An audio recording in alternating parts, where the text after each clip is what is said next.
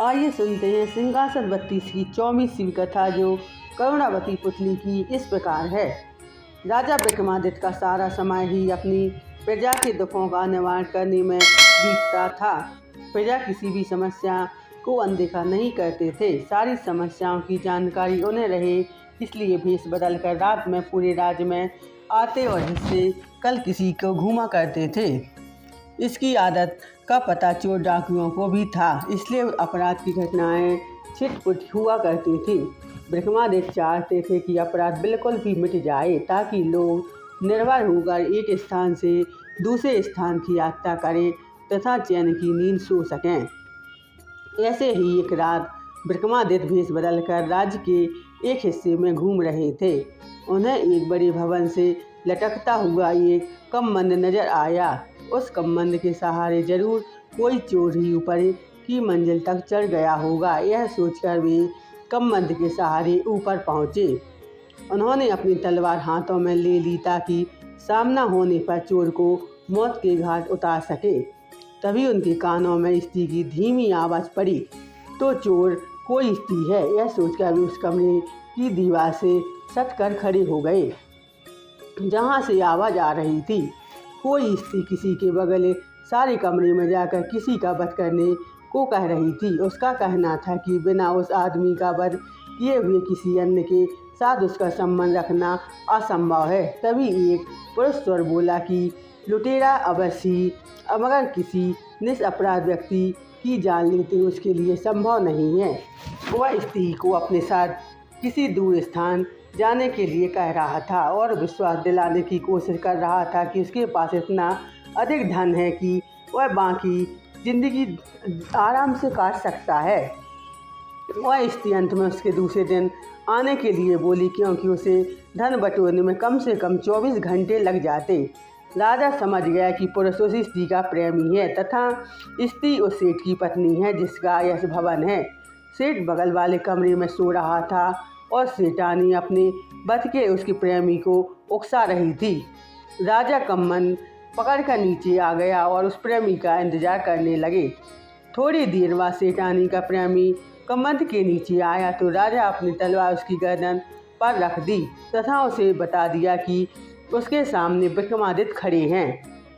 वह आदमी डर से थर थर कांपने लगा और प्राण दंड के भय से उसकी घिंगी बंद हो गई। तब राजा ने सोचा कि मृत्यु का दंड न देने का वायदा किया और अपनी सारी कहानी बतलाने को कहा।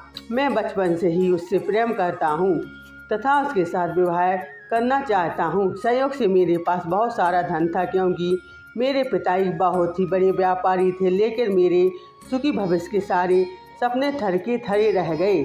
एक दिन मेरे पिताजी का धन भरा जहाज समुद्री डाकियों ने लूट लिया। लूट की खबर पाते ही मेरे पिताजी के दिल को ऐसा धक्का लगा कि उनकी प्राण निकल गए। हम लोग कंगाल हो गए। मैं अपनी तबाही का कारण उस समुद्री डाकुओं को मानकर उनसे बदला लेने के लिए निकल पड़ा। कई वर्षों तक ठोकरें खाने के बाद मुझे पता चला कि मैंने बहुत मुश्किल से उसका विश्वास जीता तथा उसके दल में शामिल हो गया। अवसर पाते ही किसी का वध न कर देता। एक एक करके मैंने पूरे दल का सफाया कर दिया और लूट से जो धन उन्होंने एकत्र किया था वह लेकर अपने घर वापस आ गया। वह आदमी रोता हुआ राजा के चरणों में गिर पड़ा तथा अपना अपराध क्षमा करने के लिए प्रार्थना करने लगा। राजा ने मृत्यु दंड के बदले उसे वीरता और सत्यवादिता के लिए ढेरों पुरस्कार दिए। उस आदमी की आंखें खुली की खुली चुकी थी। दूसरे दिन रात उस प्रेमी का भेष धरकर वे कमंद के सहारे उसकी प्रेमिका के पास पहुँचे। उसके पहुँचते उसी ने स्वर्णभूषणों की बड़ी सी थैली उनके सामने प्रेमी समझकर पकड़ा दी।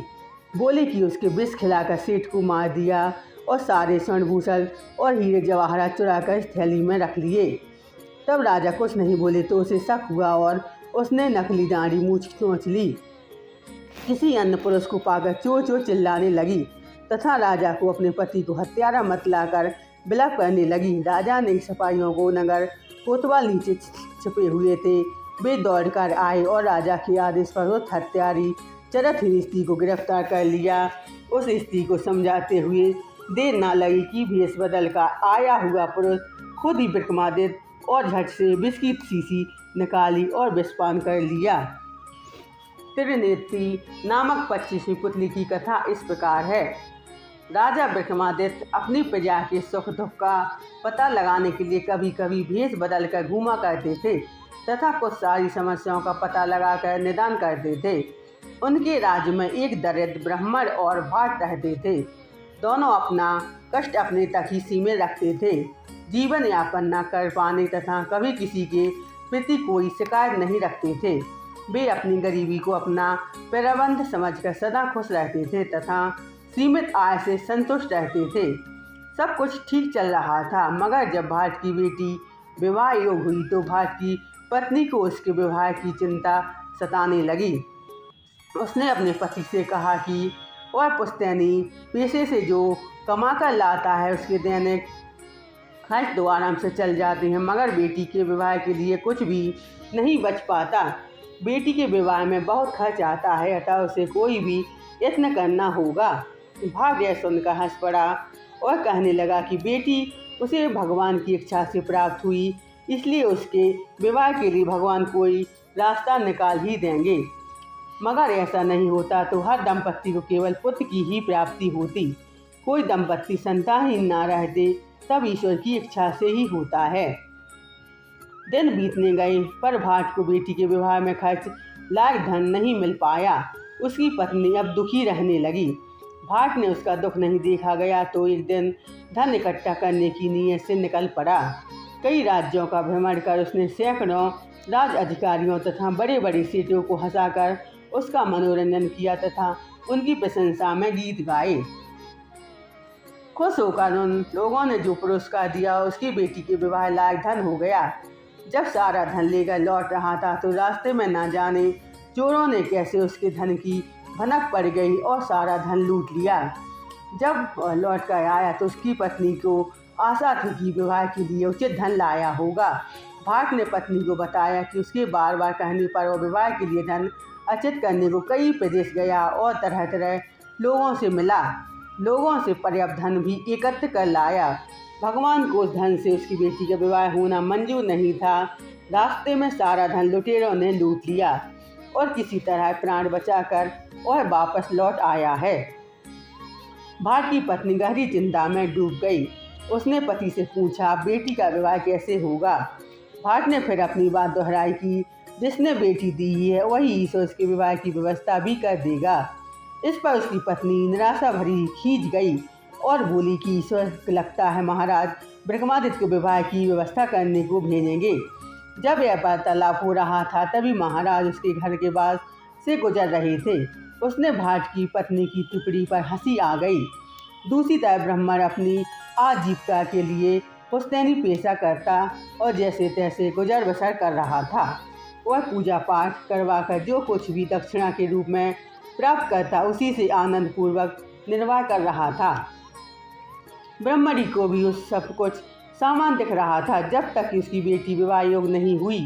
बेटी के विवाह की चिंता जब सताने लगी तो उसने ब्रह्मण को कुछ धन जमा करने को कहा, मगर ब्रह्मण चाहकर भी नहीं कर पाया। पत्नी के बार बार याद दिलाने पर उसने अपने यमजीवानों को घुमा फिरा कर कहा कि मगर किसी यमजीवान ने उसकी बात को गंभीरता पूर्वक नहीं लिया। एक दिन ब्रह्मणी तंग आकर बोली कि विवाह खर्च महाराज विक्रमादित्य से मांग कर देखो, क्योंकि अब और कोई विकल्प नहीं है, कन्यादान तो करना ही है। ब्राह्मण ने कहा, महाराज के पास जरूर जाऊंगा, महाराज धन दान करेंगे, सारी व्यवस्था हो जाएगी। उसकी भी पत्नी के पास पूरी बातचीत विक्रमादित्य सुन रहे थे, क्योंकि उसी समय उसके घर के पास गुजर रहे थे। सुबह उन्होंने सिपाहियों को भेजा और भाट तथा ब्राह्मण दोनों को दरबार में बुलाया। विक्रमादित्य ने अपने हाथों से भाट को 10 लाख स्वर्ण मुद्राएं दान दी। फिर ब्राह्मण को राजकोष में कुछ 100 मुद्राएं दिलवा दी। वे दोनों अति प्रसन्न वहाँ से विदा हो गए। जब वे चल गए तो एक दरबारी ने महाराज से कुछ कहने की अनुमति मांगी। उसने जिज्ञासा की, भाट और ब्राह्मण दोनों कन्यादान के लिए धन चाहते थे, तो महाराज ने पक्षपात क्यों किया? भाट तो 10 लाख और ब्राह्मण को सिर्फ कुछ 100 मुद्राएं क्यों दी? विक्रमादित्य जवाब दिया कि भाट धन के लिए उसके आश्रय पर नहीं बैठा था, वह ईश्वर से आंख लगाए बैठा था। ईश्वर लोगों को कुछ भी दे सकते हैं, इसलिए उन्होंने उसे ईश्वर की प्रतिनिधि बनाकर अत्यधिक दान दिया। जबकि ब्राह्मण कुलीन वंश का होते हुए भी ईश्वर से पूरी आस्था नहीं रखता था, उसने सहायता की अपेक्षा रखता था। राजा भी आम मनुष्य हैं, ईश्वर का स्थान नहीं ले सकता है। उन्होंने बता दिया कि धन दिया जितने में विवाह अच्छी तरह संपन्न हो जाए। राजा को ऐसा गूढ़ उत्तर सुनकर दरबारी मन ही मन उनकी प्रशंसा करके चुप हो गए।